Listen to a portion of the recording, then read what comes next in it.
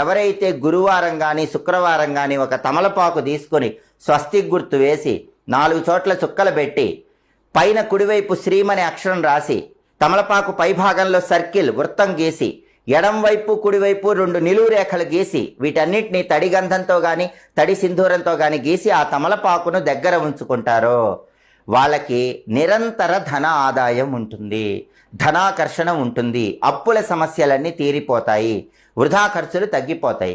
ఇలా ఏర్పాటు చేసుకున్న తమలపాకు గురువారం నుంచి లేదా శుక్రవారం నుంచి 21 రోజుల పాటు మీ దగ్గర ఉంచుకోవాలి. 21 రోజులు పూర్తయిన తర్వాత ఎవరు తొక్కని చోట చెట్టు మొదట్లో వేయండి లేదా పారే నీళ్ళల్లో వదిలిపెట్టండి. తమలపాకుకు సంబంధించిన ఈ శక్తివంతమైన పరిహారం ఒక్కసారి చేసి చూడండి. 21 రోజులు పూర్తయిన తర్వాత మీ జీవితంలో జరిగే అద్భుత మార్పును మీరు గమనించండి. అఖండ ధనలాభము, రుణ బాధల తీవ్రతను తగ్గింపజేసుకోవటం